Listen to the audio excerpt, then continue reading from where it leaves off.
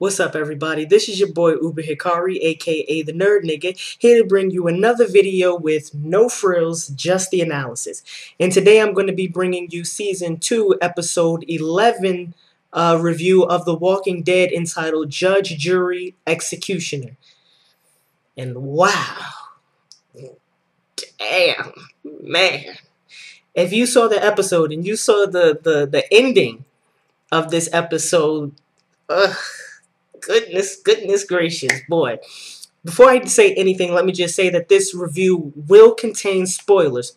However, and this is very important, the major spoiler will come at the end of the review, and I'll let you know when that spoiler is coming up. So you'll be able to watch the full, my regular, spoiler-free review, not revealing, any major plot elements until the very end of this video.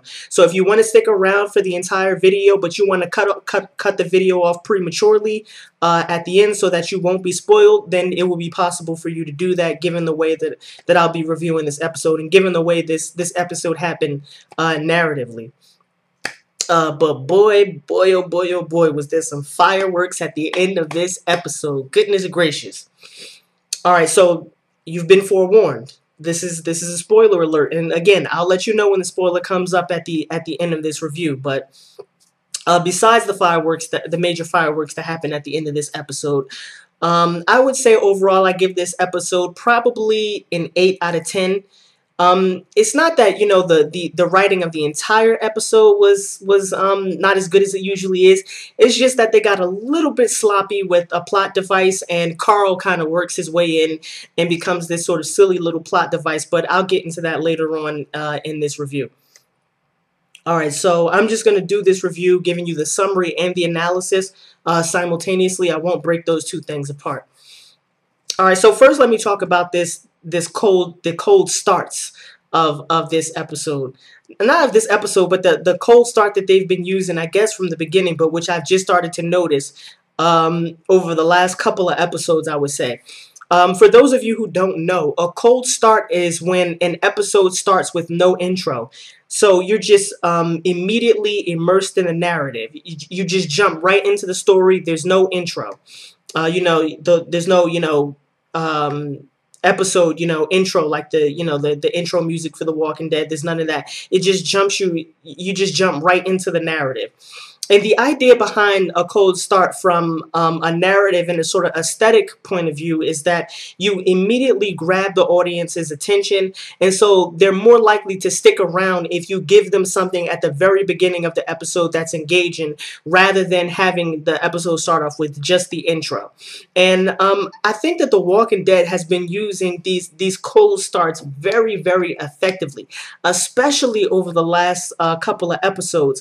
Last week we had a cold start that we jumped right into what looked like a zombie ambush with Rick, Shane, and Randall, the guy who they were supposed to be releasing, and they sort of played around with. They sort of used this narrative technique to play around with our sense of time. And then this week's cold start was just absolutely perfect for how this episode panned out. It just opened up with basically saying welcome to brutality. So basically how the episode starts off is that they have Randall, I believe that's his name, I'm not sure if that's his name, but I believe Randall, the guy that Rick saved and the guy that they were supposed to be releasing in the last episode, Randall, that guy. I hope I got his name correct. If I don't, I'll just refer to him as Randall for the duration of this review. But they've got Randall in a shed, and Daryl is just beating this kid's ass. I mean, you can see the side of his face is bruised, his eyes are bruised, Daryl's got blood on his knuckles, his hands look like they've been bruised, and he's just beating the shit out of this kid. Basically, he's torturing him for info. And I mean, as fucked up as this is, I mean, this is just something that they have to do in order to get info from this kid so they can know, whether or not they should release him or not. So, Daryl is torturing this guy for info. And basically the type of information that Daryl and the rest of the group wants is, they want to know about his group. They want to know how many there are, where they are. They want to know what kind of weaponry they had. And they want to know what kind of people these guys are. So it comes out that there's 30 plus of them, including women and children, and that's already more than the entire group on the farm. Uh, I don't think Randall discloses where they're at, but he tells them they have machine guns. So not just regular, semi-automatic pistols or, rifles or shotguns. They have machine guns. And then he tells Daryl, and this is how you know that at this point this kid's not going to be able to get away. He tells Daryl that he was with this group, that he wanted to go with them for protection. However, on one of their scavenger hunts, they came across a father and two of his teenage daughters. And they said that some of the men in the group raped the teenage girls, raped the teenage girls, made the father watch, but didn't kill any of them. So this is the kind of group that we're talking about here, ladies and gentlemen. This is the kind of group that we're talking about. Now, there's no way, and Daryl basically, this kid didn't even divulge this type of information. Daryl had to beat it out of him. That shows you a little bit about the character of this kid. Daryl was whooping his ass and he wouldn't even reveal this information until Daryl took a knife and was going to reopen the wound in his leg.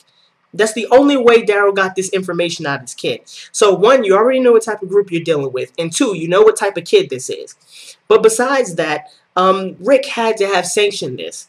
There's no way that he, put Randall in the shed, told Daryl to go in there and try and get some information out of him, and didn't know what Daryl was going to have to do in order to get this type of information.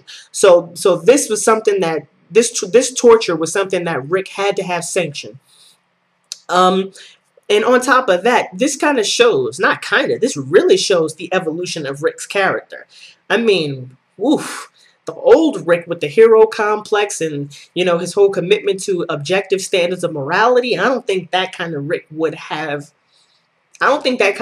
done this. And so what we see here, and I've said this in my last episode review, what we see here is that Rick's character is going through a sort of transitionary period where he has to learn how to balance his humanity on the one hand and his impulse towards survival and protection on the other hand, which is, basically he has to choose between, he has to be the sort of mediating character between the extremes of Dale on the one hand and Shane on the other hand. And so he has to constantly struggle with his ambivalence. And I know I mentioned this in the last episode about how, I felt a little bit ambivalent about the way the last episode ended because the resolution between Rick and Shane was sort of questionable, and I wanted to see where they were going to take this sort of resolution in the succeeding episodes to really come down on a position about how I feel about how they resolve this sort of dispute between Rick on the one hand and Shane on the other hand. And I think we sort of have well, actually, I don't even know if we have an answer now that I'm thinking about the ending of this episode. No, we don't have an answer. Rick is still struggling with, his humanity and struggling with this question of objective morality. And so, again, I think I'm coming closer towards making a decision about how they decided to resolve this, but I haven't really come to a conclusion yet, and I don't want to say anything prematurely. So I'll just leave it at that. But other than that, the writing of this series continues to be absolutely superb. And what they could, the writers could have taken the easy route on this, but they absolutely did not. They're not taking the easy route on this. They're not letting, Rick off the hook for this. Rick is not a static one-dimensional character, and this isn't just some shabby, plot device that they're using. We see on one hand, in one episode, Rick is, all about objective morality, but then on the other hand, then in the very next episode, he's on Shane's side. So this is a multiple episode transition that they're going through. Also, Rick is not your typical marshmallow. It's not as if, again, they could have taken, the easy route and, made, Rick be this sort of saint-like figure, this sort of messianic figure. But they didn't make him a marshmallow, man. They're making it very, very difficult for Rick. He has to find a way to balance this objective morality with the brutality of the situation in which he finds himself. And they also gave him a foil in terms of Shane. And not only did they give him a foil in terms of Shane, the way this is working out is that Shane, on almost all of these major decisions, and I will say on almost, not all of them, but almost all of these major decisions, when he lied to Lori, he saved her life. When he talked to, when it came down to have him having to kill Randall, turns out he was right about that too. I mean, Shane has been proven right on multiple levels. When he killed Otis, that was the right decision. I mean, it's not as if, you know, Rick is this saint-like figure and Shane is the bad sociopath or psychopath. I mean, Shane is actually turning out to be right. Also, the writing is also great because it could be the case that, you know, Randall could be very innocent, and then the objectively right thing to do would be to save Randall's life and let him, you know, escape and release him. And, you know, they could have, you know, done something where we don't know about the rest, about the group that Randall comes from, but they're not making this easy either, because Randall seems to be a very suspect character. We had the initial shootout between Glenn, Herschel, and Rick and the other members of the group. Now we get this information divulged about the rape story that Daryl had to beat out of him. And then there was this one scene where Carl actually finds his way into the shed. You know, fucking hard-headed Carl doesn't want to listen to the adults, but he finds his way into the shed, and Randall is trying to convince Carl to release him, telling him, you know, your daddy's a good guy, I don't want to hurt anybody, you know, just get me out of these chains, and, you know, I'll be on my way, and I can go back to my group, and all of these types of things, basically trying to manipulate Carl into releasing him. But the question is this: given the fact that we know what kind of group this is based on this rape story that Randall has told Daryl, what do you think the group will say to Randall when he gets back to them? Oh man, we're glad that you were alive. Let's just go on our merry way. Probably not. They're probably going to ask Randall, man, what the hell happened? Where were you? Oh, you were at a farm? Oh, they have horses? They have cattle? Oh, they're secluded? They're relatively safe? Come on now. You can't honestly believe that they're not going to use Randall to get back to the farm. So again, it's not as if these are very clear-cut moral decisions that Rick has to make. The writers are making it very difficult and forcing the viewer to sort of grapple with the sort of moral complexity of the decisions that this group has to make. So after Daryl finishes with Randall, and he tells the group, you know, all the information that he's gotten, you know, the group convenes, and they basically say, at sunset, we'll make a decision, and that decision will be to kill Randall or not to kill Randall. You know, that is the question for those of you who, you know, read Shakespeare. Yes, that was sort of a geek moment. So Dale starts on this mission basically to try and convince the people in the group that they shouldn't kill Randall. And, you know, you just can't help but feel sad for Dale, man. Dale is just, he's just not built for this type of world. He's just not built for this type of world. But anyway, he goes on this sort of, you know, moral crusade to try and convince everybody that they shouldn't kill Randall, that they should find another viable option, that they should release him, that they, you know, anything but don't kill the kid. So he goes to various group members to try and convince them. One of the group members that he goes to is Andrea. And this conversation just really shows how delusional Dale is. You know, like I said before, Rick is the sort of mediating character between the extremes of Shane and, on one hand, although Shane most of the time is, you know, turning out to be right, and Dale on the other hand. And Dale is just freaking delusional. At one point in his conversation with Andrea, Andrea says to him, you know, wait a minute. And this is a direct quote. I went back to the episode and got the direct quote. She says to him, you really want to debate about saving a guy who will lead his buddies right to our door. And then Dale's response to her is, Well, that's what a civilized society does. No, Dale, that's what retards do. Retards do that, Dale. When, if you're talking about releasing a guy, and then have him go to a group, 30 plus strong, armed with machine guns, who we have good reason to believe will come right back to our doorstep and try and kill us. If you think we should debate about releasing him and saving his life, then you're delusional, Dale. That's the way retards think. That's the way people think when they think that, the world is all goody-goody and sunshine and that you can have your cake and eat it too. That's what retards think, man. Honestly. I mean, I honestly believe that. That is some delusional type of thinking. And then he tries to, make this the classic argument that, I'll call moral equivalency.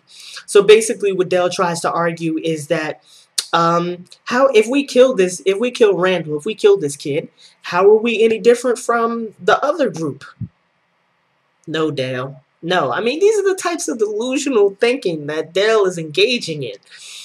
This decision to kill Randall is not morally equivalent with the other group killing, trying to kill Herschel, Rick, and Glenn. And here's why. Rick, Herschel, and Glenn didn't go out looking for people to kill.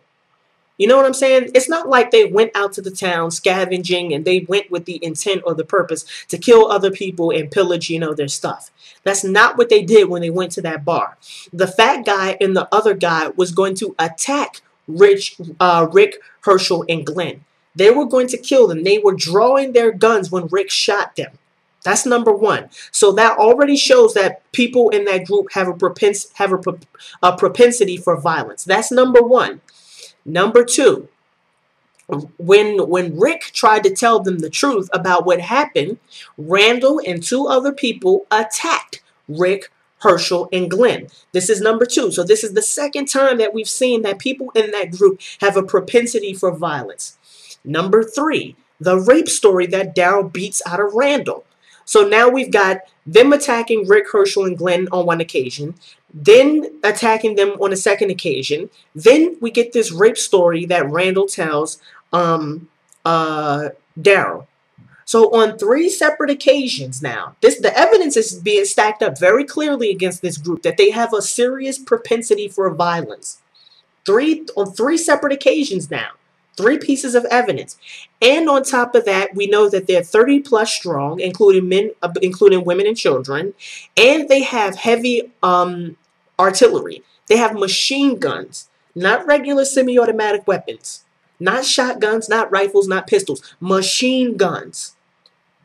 So when we see that they have a propensity for violence and they have the weapons to carry out their violent intentions, then the only thing that we can say is that the group has to take preventative measures to protect themselves from a group that has shown a propensity for violence and that has the actual capability to act on those violent intentions. Those are not two morally equivalent positions, Dale. They're not morally equivalent. And I know a lot of people watching this review are going to feel some type of way about this, but that's just the way it is. Those are facts, and that's just indisputable. You can't dispute that. And yes, I understand that killing Randall is, sick. I would prefer that they would not kill Randall. But the evidence is stacked up very clearly against Randall and the group of people that he's been associated with. And that's just the way it is, Dale. Those two decisions, one to kill Randall and the other about how the group tried to kill Rick, Herschel, and Glenn, those are not morally equivalent situations. They're simply not morally equivalent. So Dale tries to go to Daryl. He's not convinced. He tries to go to Rick. He's not convinced. He tries to go to Shane at one point. And of course, Shane ain't having that bullshit. Shane's like, come on, man, get out of here with that bullshit. I ain't having that bullshit. Then he tries to go to Herschel. Herschel wants no part of it. He basically says, hey, man, this is you guys' decision. I have no part in that. Whatever you guys decide, I'm willing to do. So Herschel wants no part of it. So decision time comes. The moment of reckoning comes. And they basically all decide to kill Randall, except for, of course, Dale. And surprisingly, Andrea changes her mind. At the very last minute, she changes her mind. But, you know, majority rules, and basically everybody else wants to kill Randall. So Randall got to die. So Rick, Daryl, and Shane, they take Randall into the barn. They blindfold him, tell him to kneel down, have any last words, whatever. So Rick, you know, with this I don't know what kind of gun that is, but it's some kind of revolver. Points the gun at his head. He's about to shoot him. Now, let me just stop right here. Before I go any further, let me just stop right here and sort of explain to you why this episode gets an 8 out of 10. Usually I give these episodes, you know, 10 out of 10, but this is the reason why this episode gets 8 out of 10. So hold off on that narrative right there and let me just explain some things to provide some context. All right. So another part of this episode involves a subplot with Carl, Rick, and Lori's son. Basically, he's being a badass motherfucking kid. Just being a badass kid. He said some brutal shit to Carol. I mean, some real, brutal shit to Carol. Talking back to Rick and Lori. Not, you know, doing what they tell him to do. At one point, he steals, I believe it was Daryl, if I'm not mistaken. I don't remember. But he steals somebody's gun, goes out into a forest, finds a walker, throws rocks at a walker, almost gets captured by this walker. And I'm like, what the fuck, man? It seems like Rick and Lori just don't watch their motherfucking kid. They just don't. I mean, how is he able to do this? To just go out on his own in the middle of a zombie apocalypse, in the middle of some dangerous situations, with no supervision, and no one knows where the hell Carl is. Who the hell is watching this kid? And this goes back to, just to go off on a little bit of a tangent, this goes back to another point that I made in the previous episode about, you know, Lori and that pregnancy being a burden. When Lori took the car, crashed the car, went to look for Rick, and basically left Carl behind for everyone else to take care of, her fucking child, left everybody else to take care of him, it's going to be the same thing with this baby she's going to have. It takes a tremendous amount of resources to raise a baby. And I'm telling you, in the same way that Carl's being defiant, in the same way that nobody's keeping an eye out on Carl, that burden is going to be, in a similar fashion, that baby is going to be a burden on everybody else in this group. But basically, this is used to establish a certain sort of, you know, pattern of behavior for Carl. All right, so now let's get back to the Randall subplot. So right when Rick is about to shoot Randall, Carl shows up at the barn door, and he says, "Do it, Dad, do it, shoot him." And, you know, Rick seems to have some sort of epiphany, and all of a sudden he can't do it, so he kind of punks out, pussies out. And, you know, Shane said this to Andrea. He said, "Man, I know he's gonna turn bitch." I mean, not in those words, but basically that's what he said. You know, he's gonna punk out, and he's not gonna be able to do this. So Rick's not able to shoot Randall now. All of a sudden, you know, they you know, put Randall back in the shed where he was, chain him up, comes back out. I can't kill him, man. I can't kill him. So basically, the reason why this episode gets an 8 out of 10 is because the Carl subplot functions as a silly plot device for why Rick can't shoot Randall. You know what I'm saying? I mean, we all understand that it's been established before that Carl is, you know, sort of hard-headed. But, I mean, that's a really silly plot device to use as for why, you know, Rick can't shoot Randall. I mean, the evidence was clearly on the side of shooting Randall. And to have, you know, Carl just, you know, show up at the barn, yeah, do it, Dad, do it. Again, especially if it's at night. I mean, and Lori's not watching him. Although maybe I do have a little bit of a suspicion, although I'm not quite sure, and I think this will probably never be proven one way or the other. Lori looked like she wasn't comfortable with the decision to kill Randall, although she never said it outright.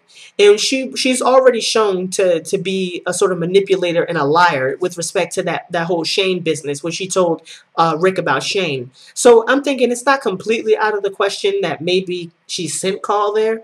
Maybe. Just me. Just a suspicion. Probably totally off. Maybe never proven. Whatever. But anyway, this episode gets an 8 out of 10 because of that sort of silly plot device. That's basically what it is. Contrived plot device. Alright, so this is the spoiler alert. I'm warning you right now, if you go past this point, you will absolutely be spoiled. So your best bet, if you value your viewing experience of these episodes, turn this episode review off right now because you will absolutely be spoiled. I'm warning you, this is a major plot element. You will be spoiled. Alright, so after Rick makes the decision to not kill Randall, Andrea goes running around looking for Dale. Yeah, man, you know, she's all happy. They've decided to spare Randall, and, you know, she wants to tell Dale the good news, but Dale is a fucking idiot. Delusional idiot. Dale figures, well, you know, if the group won't do what I want them to do, then I'll just leave the group. You know, I'll take this gun and, you know, go out into, and let me provide some context for you so you understand what this dumb motherfucker does. It's at night, in the middle of the night, where you don't have, in a forest, where you don't have clear visibility, in a forest full of walkers. So at night, in a forest, no visibility, in a forest full of walkers, barely any food, he barely takes any food, he has one gun. What do you think's going to happen to Dale? I mean, what do you think's going to happen to Dale? This dumbass goes into the forest, and the walker gets him. Walker, I mean, he comes up on a cattle, and I want to tell you this in all this gory detail. And yes, this is a smile on my face. I'm very happy that they decided to kill this motherfucker off because he was so annoying. So he comes up on a cattle, and you know the way walkers eat. They just, oh God, this just rip the cattle open, eating the guts, whatever. Ugh. So he comes up on the cattle, but he doesn't see the walker. But he hears something, and he turns around, and before he can even get the gun up, the walker's on him. Gets right on him. So he's struggling with the walker. And at one point, it looks like he's going to be able to win. They'll find him in time. Everyone hears the struggle. Everyone hears the commotion. They're running to his aid. So he's got the walker like this, you know, trying to keep the walker off of him. The walker's, you know, trying to bite him. He's, you know, got the walker at bay. But what the walker does, oh gosh, and this is just a gruesome way for this guy to go out. I mean, I wouldn't wish this on anybody. In all honesty, I wouldn't wish this on anybody. Although, I am sort of happy that he got his just desserts. Dumbass, you know, whatever. But let me just tell you how he dies first before I give you my commentary. He's got the walker by like the shoulder, so the walker isn't able to bite him. But the walker's hands are free. And so what the walker does, and I don't know how these walkers are so freaking strong, but the walker digs his hands into his midsection and basically rips his stomach open. Rips his stomach open. Daryl sees this. He doesn't, you know, obviously doesn't get there in time, but he, you know, knocks the walker off of Dale and stabs the walker in the head, kills it. And then, you know, he's in a lot of pain. Dale is suffering. They get Herschel out there, but Herschel's telling them this guy isn't going to make it. He's going to die. There's nothing he can do for him. So Daryl has to, you know, put him down, basically, you know, put him out of his misery, you know, to stop his pain and suffering. But here's the reason why I was so happy, man. I download these episodes because, you know, I don't have a TV in my dorm room, so I have to download these episodes and watch them. And when I saw this, I paused it. I paused it on my laptop and said, yes, motherfucker, yes, yes, yes. Why do I say that? Because Dale is fucking delusional, man. Dale is freaking delusional. This isn't Candyland, man. This isn't Fantasyland. This is real life, motherfucker. And if you go out in the middle of a forest at night in a forest full of walkers, you're going to get your ass killed, man. This is real life. This is the brutality of the situation, man. And this is what Shane is trying to explain to this retard. This is real life, man. This isn't a game. This isn't Candyland. This isn't Fantasyland. You make these kinds of decisions, you're going to get fucking killed, man. You're going to get killed. And from where I stand, I think that the right decision is to kill Randall. It's fucked up that he's got to die, but he's got to die, man. And it's not as if, you know, it's sort of unclear about what type of character Randall is, or what type of, you know, it's unclear about the character of the group he's associated with. No, we had very clear evidence. The fat guy and the other guy was going to shoot and kill Rick, Herschel, and Glenn. The group, the other three people who of that group, which includes Randall, they were trying to kill Rick, Herschel, and Glenn. We know what type of people these are, man. Randall told Daryl about that rape story. We know what type of people these are. There's 30 plus, and they have heavy artillery. Listen, man, it's sad that he has to die, but he has to die in order to protect the group. He's got to die. So this is your boy Uber Hikari. This episode, you know, gets an 8 out of 10, like I said. This is your boy Uber Hikari, aka the Nerd Nigga. Just brought you another video with no frills, just the analysis. Peace, and have a blessed day.